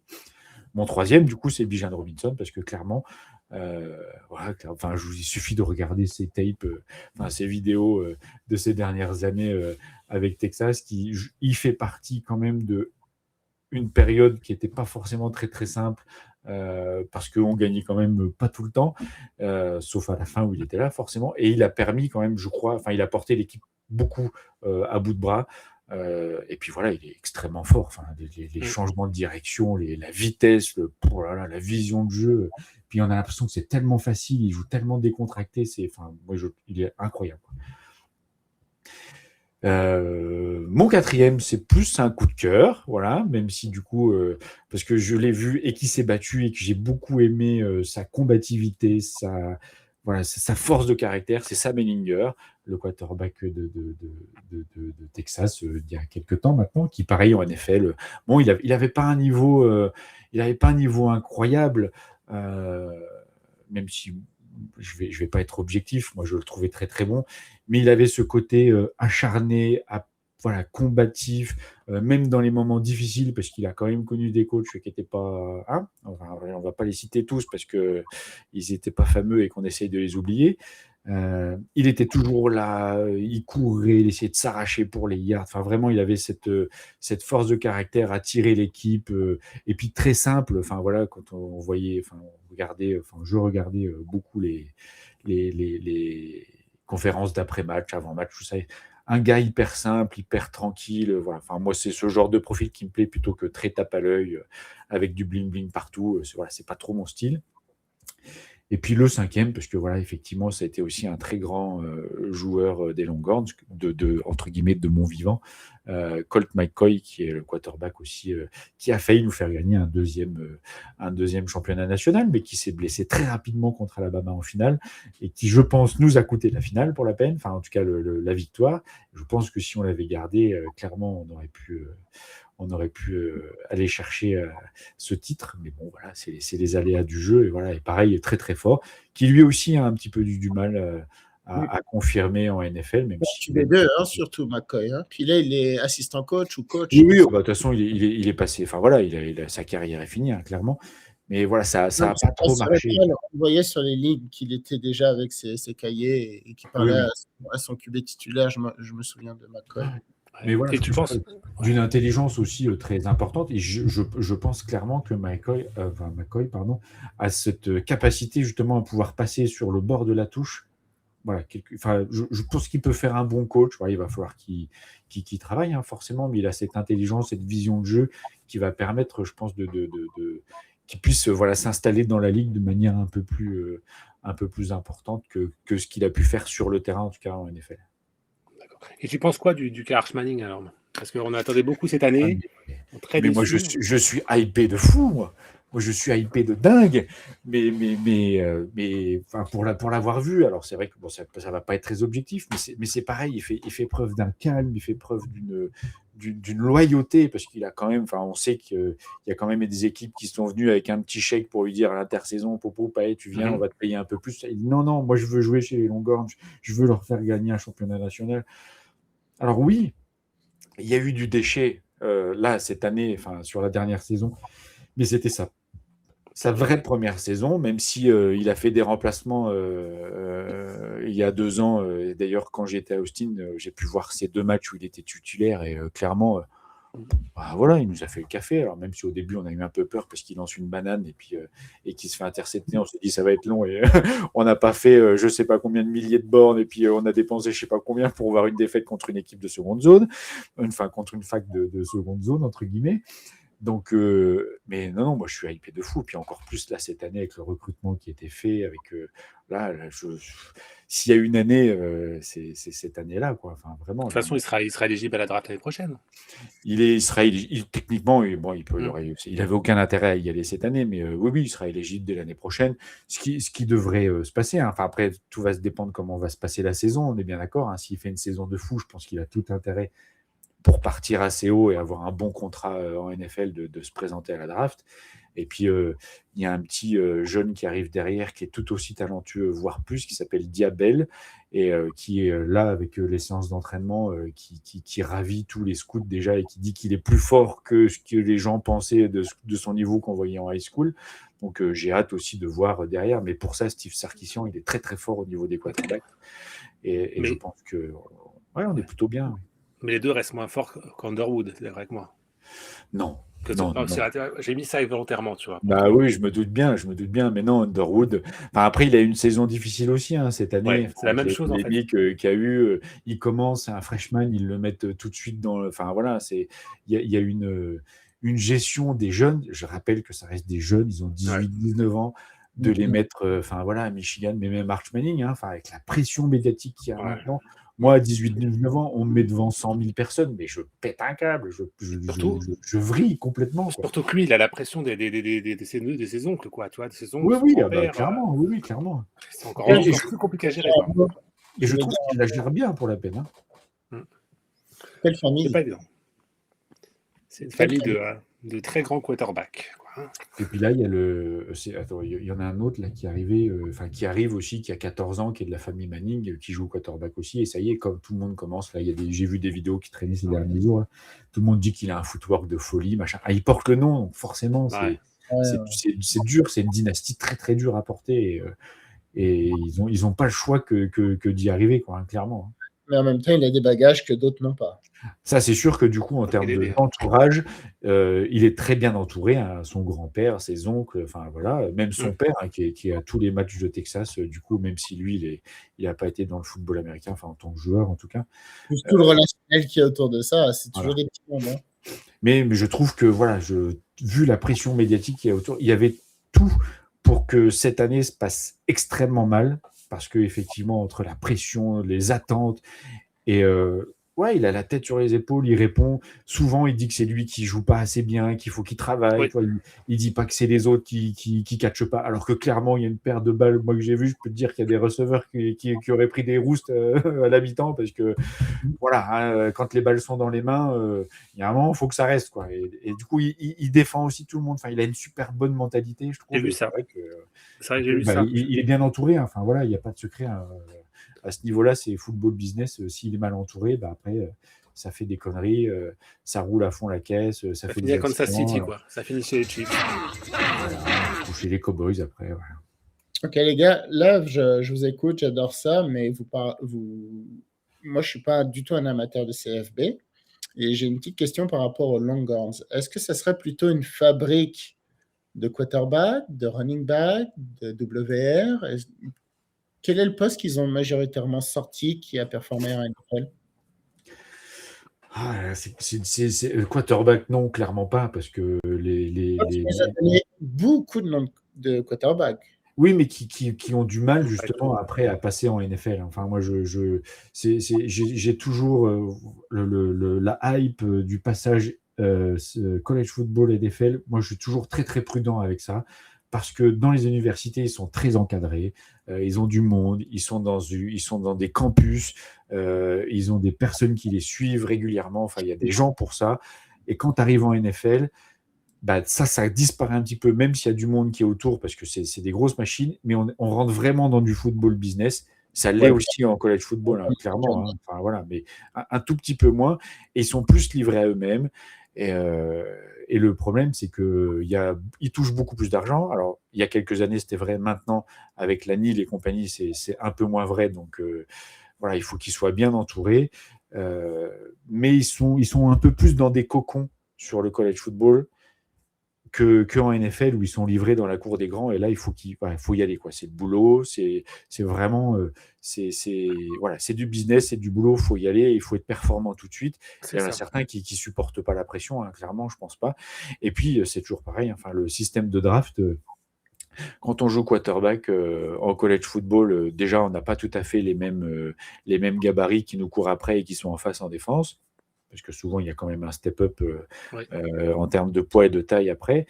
Et puis souvent en college football, ils adaptent en fonction de leur personnel, enfin en fonction de leurs joueurs sur le terrain, les stratégies, ce qui est moins le cas en NFL, où on leur demande de s'adapter au playbook qui est déjà en place ou à la philosophie du coach. Et quand on est un joueur peu importe, hein, receveur, running, où pendant 4 ou 5 ans, on a joué un certain système et qu'on arrive dans un nouveau système, qu'il faut tout réapprendre, ça va aussi plus vite, c'est plus costaud, ça fera plus fort, on est moins bien entouré, on est moins bien dans un cocon, et ben tous n'arrivent pas forcément à faire ce pas-là, et beaucoup, hein, notamment sur les QB, où c'est difficile, hein, parce que les attentes sont énormes.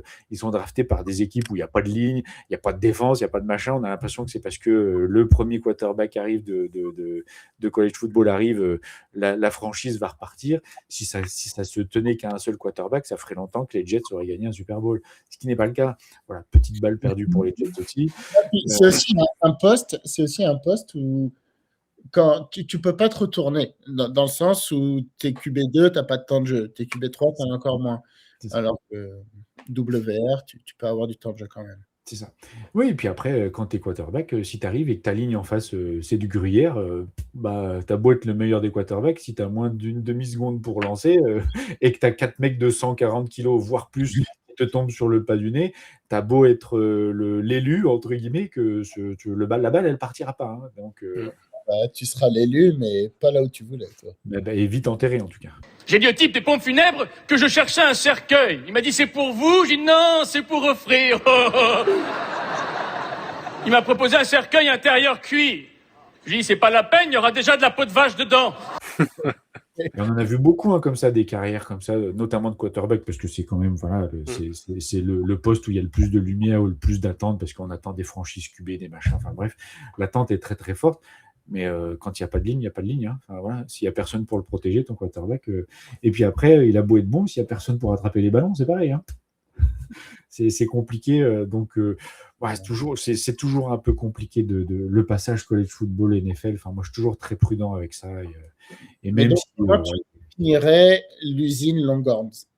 Lucien Longhorn, ces dernières années, on est plus fort sur la défense, sur le passage de plusieurs joueurs en défense, des DB, des tackles, des linebackers qui arrivent à faire le pas et être un peu plus important en tout cas, et à prendre des postes et du temps de jeu plus rapidement sur la défense ces dernières années. Après, voilà, Bijan Robinson va me faire mentir parce que lui, il est arrivé en NFL et tout de suite, il y a eu un passage. Et on a eu aussi quelques années, ces dernières années, des running backs, beaucoup qui ont fait le pas. Alors, il y en a certains qui se blessent. Je pense à Brooks chez les Broncos qui devait faire des saisons de fou, puis qui se pète un genou, puis qui après se pète l'autre quand il revient. Là, il va revenir cette année. On verra bien. Mais il y a des postes en défense où on est plus, ces derniers temps en tout cas, sur des postes défensifs. Et Brooks, tu peux m'en parler un peu plus parce que je l'ai gardé dans beaucoup de ligues fantasy. Et là, avec l'arrivée de Trevor Etienne, j'ai l'impression qu'il passe RB4 et j'aime pas trop sa situation.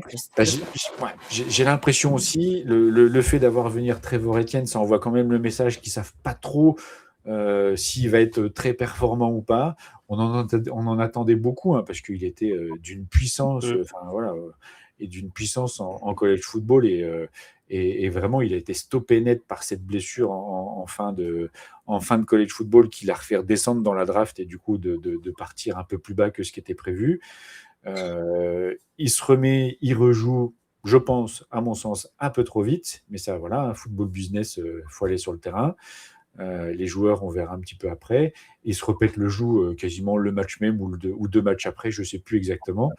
Donc, grosse inquiétude pour son retour. D'avoir été chercher Trevor Etienne, ça n'envoie pas un très bon message, clairement pas pour lui. Ouais. Et du coup, encore moins pour nos équipes de fantasy, parce que moi, je l'ai quand même dans quelques équipes de fantasy. Alors, ça fait quelques années qu'il est dans mon injury reserve, mais j'aimerais bien qu'il en sorte un petit peu, parce que vraiment, il avait un potentiel aussi. C'était le RB1 de la QV cette année-là. Oui. Il avait un potentiel plus en puissance, moins. C'était pas tout à fait le même profil que Robinson, que Bijan, mais quand même, très très costaud, très très costaud. Et aux Longhorns, justement, est-ce que tu as des souvenirs extraordinaires de ce joueur-là ou pas? Parce que nous, on ne l'a pas vu. Ah oui, en fait, il a fait qu'une seule saison. Enfin, une seule saison où il a joué après le départ de Bijan. Et là, on s'est dit, mais comment ça se fait qu'on ne l'avait pas vu avant? Mais bon, en même temps, Bijan avait quand même beaucoup de temps de jeu et il s'est révélé justement sur cette saison. Et moi, j'avais été hyper surpris qu'il se mette à la draft tout de suite parce que je me dis, mais ça fait qu'un an qu'il est là. Bon, il avait ciré le banc l'année d'avant. Mais oui, des courses en puissance. J'ai quelques souvenirs de matchs où donner la balle à Brooks, c'est bon, quoi. Et puis, ça va passer, quoi. Il n'y a pas de problème. De toute façon, il marchait littéralement sur les linebackers, sur les DB encore plus. Et puis avec une vitesse et une puissance assez impressionnante. Très bien. Et avant de parler de basculer vraiment sur la fantasy, là, est-ce que tu peux nous raconter alors ton histoire là, justement, alors ton séjour il y a 1 an et demi là, au Texas, à Austin, avec notre collègue, avec notre ami là, Suchi, là, on salue. Qui est mon meilleur ami, donc voilà. C'est belle expérience et. C'était juste le rêve. On est parti 12 jours, du coup. Donc, on est resté sur 2 week-ends. On a choisi exprès 2 week-ends d'affilée. Comme ça, on a pu voir 2 matchs d'affilée. Incroyable. Alors, sur plein de choses, déjà, de découvrir Austin, alors que, voilà, on regarde à la télé, on voit le stade et tout ça. Donc, on a tourné beaucoup autour du stade le premier jour, juste pour dire, putain, on y est, c'est vraiment nous, on y est, quoi.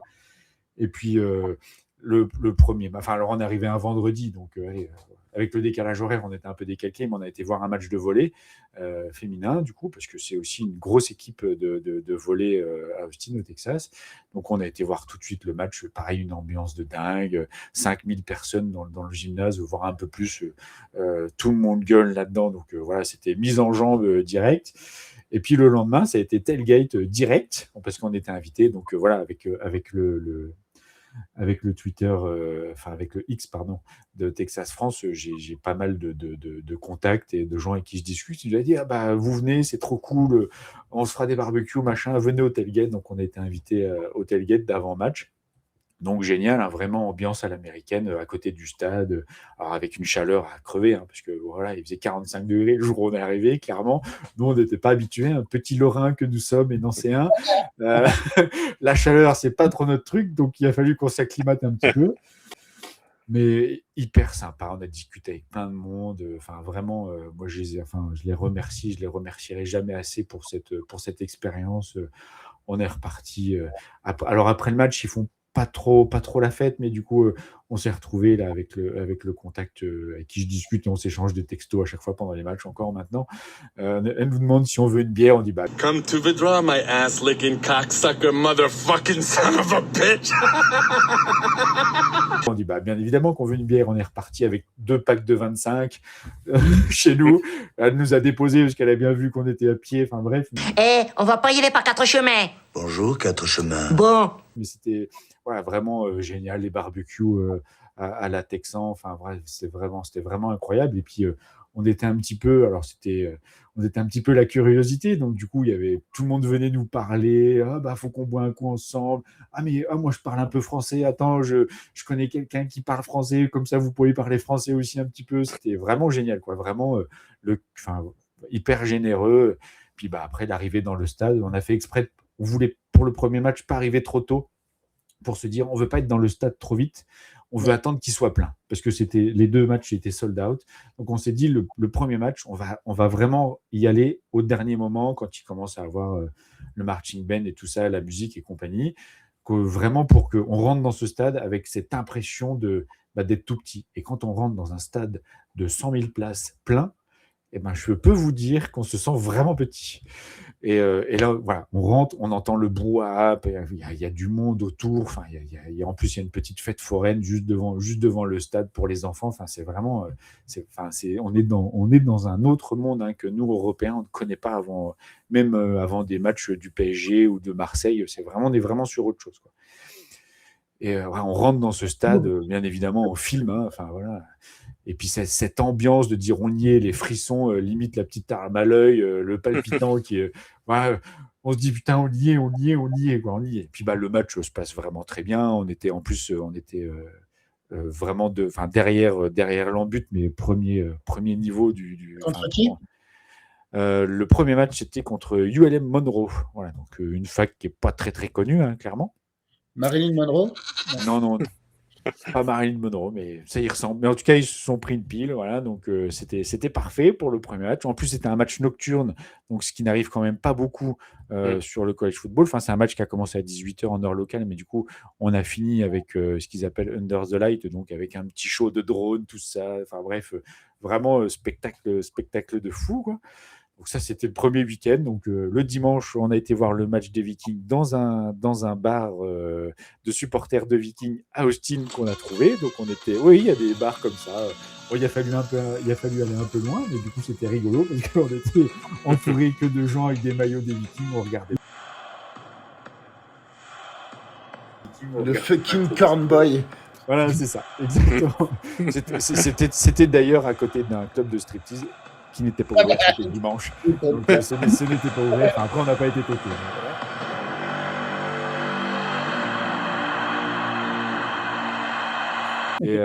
Et puis, on a eu la chance parce que j'avais essayé et ça a marché. J'avais pris contact avec la fac et on a pu visiter aussi le stade en pleine semaine. Donc, on a pu aller marcher sur le terrain. On a pu aller visiter les vestiaires, les installations qui sont vraiment dans le stade. Enfin voilà, c'est tellement grand. De toute façon, c'est un immeuble, hein, clairement. Leur tribune, c'est un immeuble. On est passé devant des coachs. On est passé. Voilà, alors, on nous avait bien dit s'il y a des coachs qui vous parlent, vous leur répondez, mais vous leur posez pas de questions. Donc on a vu un ou deux coachs, pas Steve Sarkisian, mais on est passé devant son bureau, mais il n'était pas là. Mais j'étais à l'entraînement. Enfin, en tout cas, une partie était à l'entraînement. Il y avait des joueurs qui étaient là. On nous avait bien demandé de ne pas les prendre en photo parce que voilà, avec la NIL, tout ça, il faut avoir des autorisations, tout ça. Mais on a pris des photos de l'intérieur avec la seule demande de pas les diffuser sur les réseaux sociaux. Donc, je garde tout ça très, très précieusement. Et puis, on a eu le droit à une visite privative aussi du Hall of Fame des Texas Longhorns. C'est-à-dire qu'on est rentré dans le truc, on nous dit, bon, bah voilà, on ferme. Je leur dis, mais pourquoi vous fermez en fait? Nous, on va juste faire le tour comme n'importe qui parce que c'était ouvert au public. Il dit, non, non, pour vous, on ferme. Le gars de la fac est resté à côté de nous pour nous expliquer vraiment chaque truc. On a eu le droit de toucher à tout ce qu'on voulait. Donc, c'est-à-dire que les Trophy Iceman de Ricky Williams et de Earl Campbell, bah, j'ai le droit de les soulever. Enfin, voilà, c'était très, très drôle. C'était vraiment hyper sympa. Ah ouais, c'était vraiment...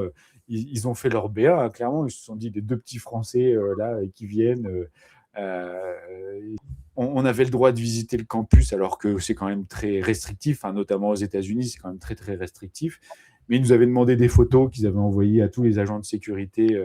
Donc on a pu se promener au milieu des étudiants. Ils nous ont même dit si vous voulez aller voir un cours, allez voir un cours. Bon, voilà, la fac c'était il y a longtemps, donc j'avais pas forcément envie, mais on est rentré dans les dortoirs parce que j'avais envie de voir ce que c'était un dortoir. Parce que, hein, on a l'image un peu d'Épinal d'American Pie de notre jeunesse. En tout cas, on s'est dit, tiens, on est rentré. Enfin voilà, on a vraiment visité le campus comme deux étudiants, alors que clairement, on n'avait pas l'âge des étudiants qui étaient sur place. On va pas se mentir, hein, mais voilà. Et puis le deuxième match qui était contre Mississippi State, là c'était un match en été. Et là, on avait pris des places beaucoup plus haut parce qu'on voulait justement essayer d'avoir cette vision sur le terrain jeu. Et pareil, incroyable parce que voilà, encore sold out, 100 000 personnes. Le tailgate aussi, là c'était un match à 15h, donc on a commencé le tailgate à 8h du matin. Il faisait plus frais du coup à 8h du matin, mais à 15h en plein soleil, il faisait une chaleur. Enfin, on est rentré avec des coups de soleil. C'était incroyable. Mais voilà, expérience incroyable. Et puis vraiment, on a été accueillis à bras ouverts par tout le monde. Tout le monde avait un mot pour nous. On s'était fait un grand drapeau bleu, blanc, rouge avec écrit Texas Longhorns France dessus. Donc tout le monde voulait se faire se prendre en photo avec. Enfin voilà, c'était. Shut up. Kiss my ass. D'accord, faisons comme ça.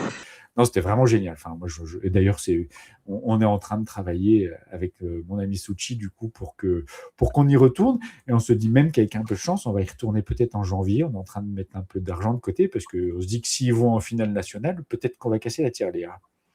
D'accord. Justement, j'avais posé la question si tu comptais y retourner prochainement. Ah oui, clairement. Ah oui, clairement. Ça, j'ai dit à ma femme que voilà, une partie de mon salaire va dans la cagnotte Austin et j'y remettrai les pieds, c'est certain.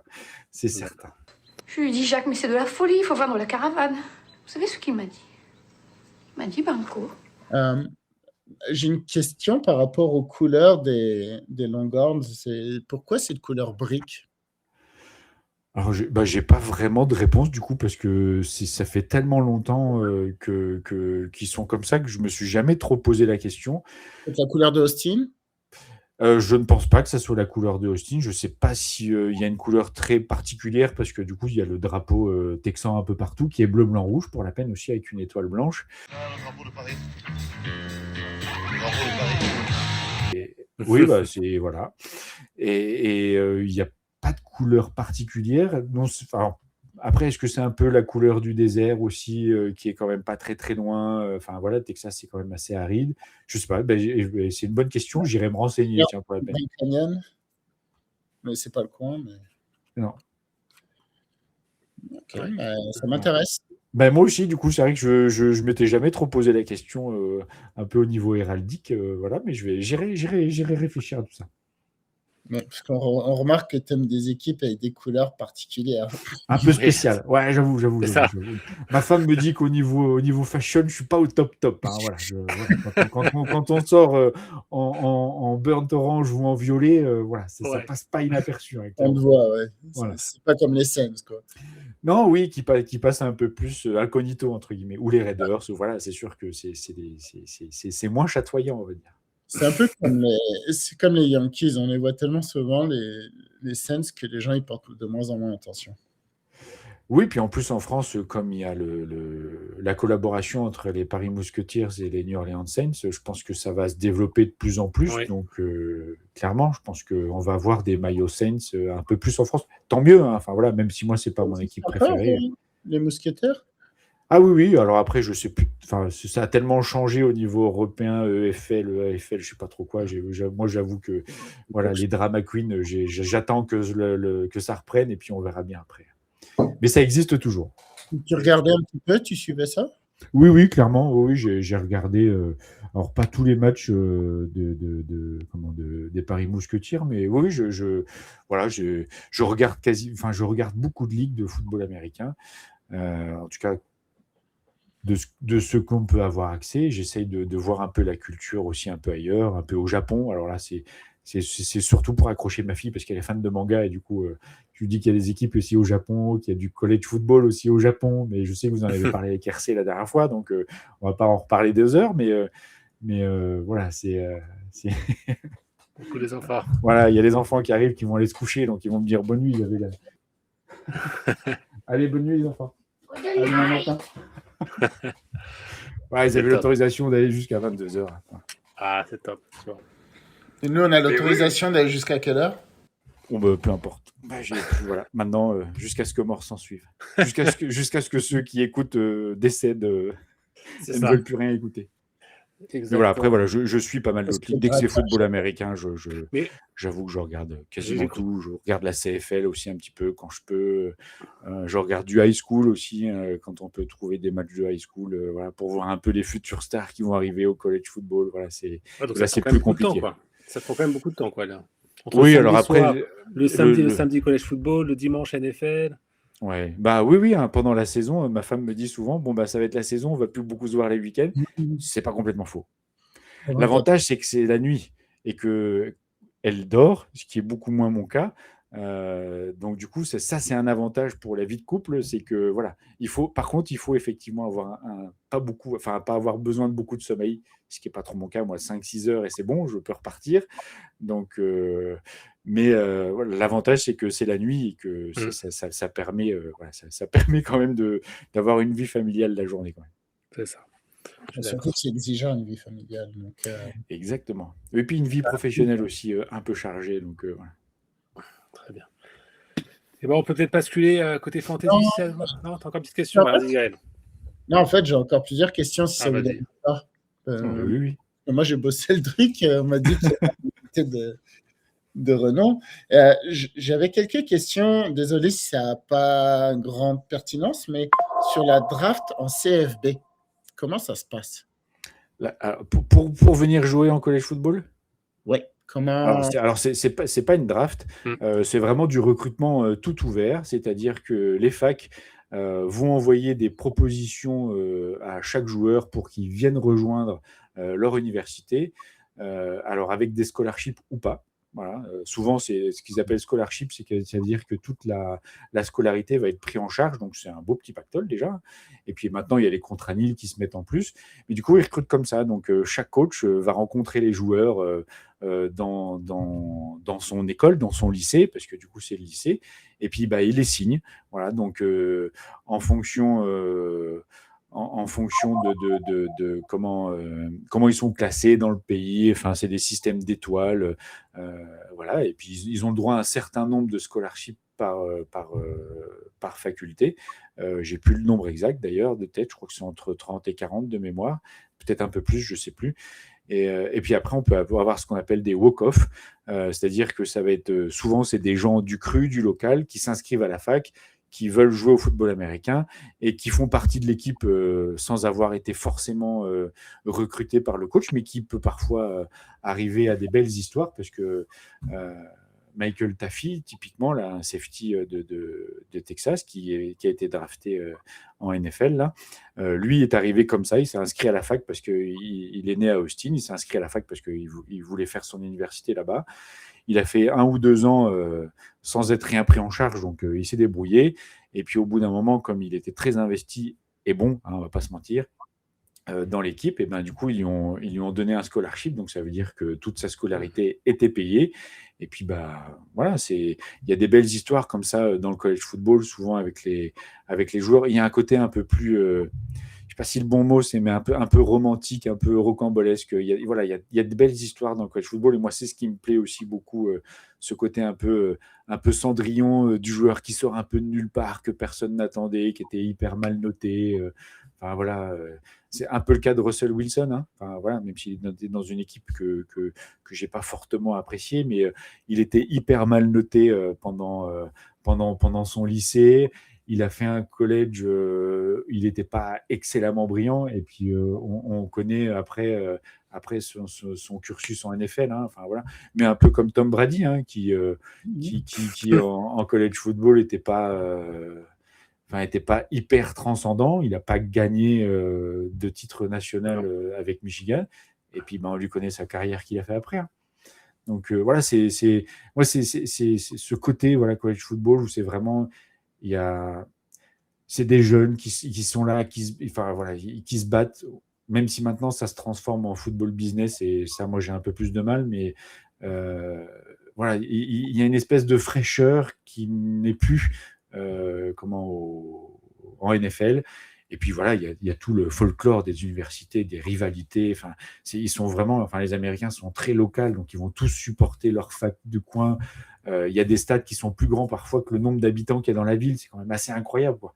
Et ils remplissent le stade à chaque fois, quoi. Et on se dit, mais en NFL, ça n'arriverait pas. En NFL, ça n'arriverait pas. Et il y a ce côté, voilà, ces rivalités avec la fac parfois de l'État d'à côté, ou même qui est à quelques kilomètres plus loin, où tout le monde ne parle que de ça pendant une semaine, voire plus. Et c'est le match à pas perdre de l'année. Enfin, nous, Texas, les rivaux, c'est les Sooners d'Oklahoma. Et clairement, on peut perdre tous les matchs de la saison. Tant que ce match-là, on le gagne, c'est une saison qui est réussie presque. En tant que supporter, c'est presque une saison réussie. Même si maintenant les standards sont un peu plus hauts. Mais voilà, c'est le match à pas perdre, parce que sinon, après, on va prendre dans les dents pendant un an, mais vous avez perdu, machin, tout ça. Enfin, c'est vraiment... ça reste bon enfant. Ouais.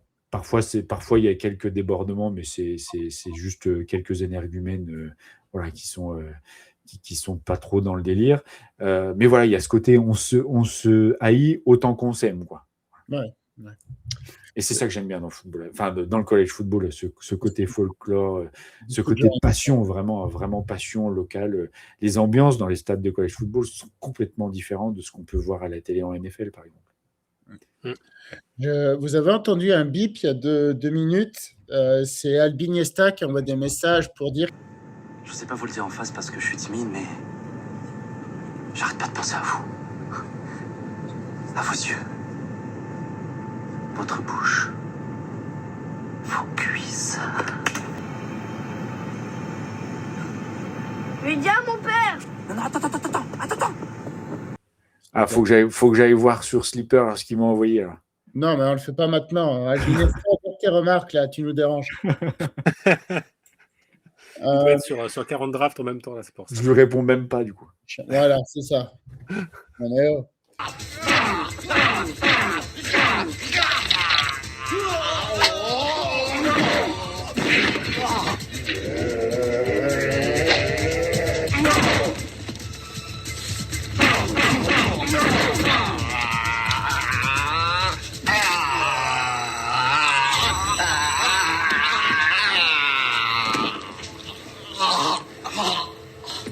Allons-y, Cosette. Ce n'était qu'un vilain cauchemar.